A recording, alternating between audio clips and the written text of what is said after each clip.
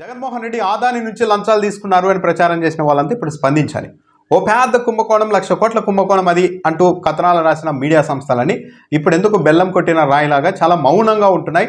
అసలు ఈ విషయమే మాకు తెలియదు అన్నట్టుగా ఉన్నాయి. జగన్మోహన్ రెడ్డి యాక్చువల్లీ ఒప్పందాలు చేసుకున్నది ఆదాన్ కంపెనీతో కాదు, కేంద్ర ప్రభుత్వ సంస్థ సెకీతో. ఈ సౌర విద్యుత్తుని యూనిట్కు ₹2.49 కొనుగోలు చేస్తే పెద్ద కుంభకోణం అమెరికా ప్రభుత్వం కూడా గుర్తించేసింది. అమెరికా దర్యాప్తు సంస్థలు కూడా తేల్చేశాయి.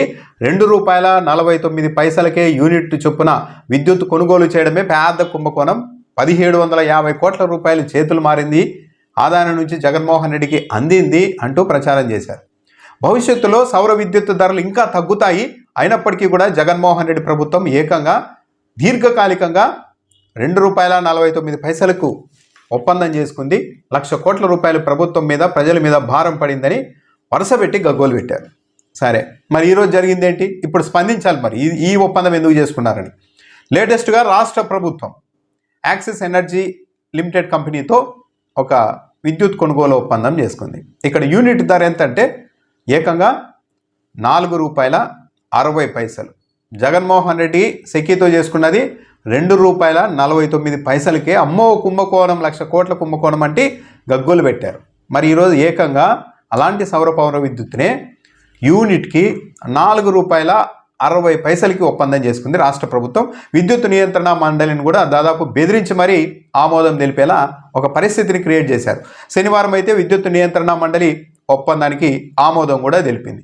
25 ఏళ్ల పాటు ఈ ఒప్పందం ఉంటుంది. ఒక రోజు కాదు, ఏడాది కాదు, 2 ఏళ్ళు కాదు, 25 ఏళ్ల పాటు ఇదే ఒప్పందం ఉంటుంది. ఆ ఒప్పందంలో కూడా ఈ ₹4.60 యూనిట్కి 25 ఏళ్ల పాటు కొనుగోలు చేసేలాగా ఒక కాజును కూడా, ఒక షరతును కూడా పెట్టేసుకున్నారు. అంటే భవిష్యత్తులో ధర తగ్గినా సరే ప్రభుత్వం ఆ తక్కువ ధర ఇస్తామనడానికి వీల్లేదు. 25 ఏళ్ల పాటు 400 మెగావాట్ల చొప్పున విద్యుత్ కొనుగోలు చేస్తూ ఉంటారు ఏటా. దానికి ₹4.60 చెల్లించాలి. మరి ఇది ఎంత పెద్ద కుంభకోణం, దీనికే చెప్పాలి.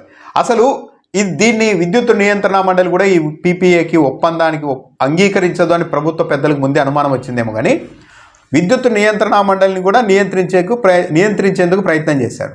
ఎలా చేశారంటే విద్యుత్ చట్టం 2003లో సెక్షన్ 108 ప్రకారం దాన్ని ప్రయోగించేసింది రాష్ట్ర ప్రభుత్వం. ఆ సెక్షన్ని ప్రస్తావిస్తూ సెక్షన్ 108 ప్రకారం మీరు ఈ ఒప్పందానికి ఆమోదం తెలపాల్సిందే అని విద్యుత్ నియంత్రణ మండలికి చెప్పేసింది.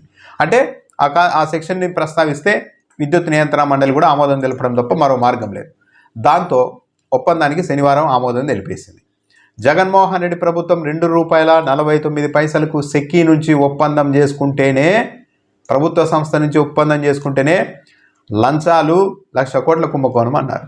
మరి ఈరోజు 25 ఏళ్ల పాటు 400 మెగావాట్ల చొప్పున యూనిట్కి ₹4.60 కొనుగోలు చేసేలా ఒప్పందం చేసుకుంటే మీడియా కానీ ఆ రోజు జగన్మోహన్ రెడ్డిని విమర్శించిన వాళ్ళని ఎందుకు ఈరోజు మాట్లాడడం లేదు?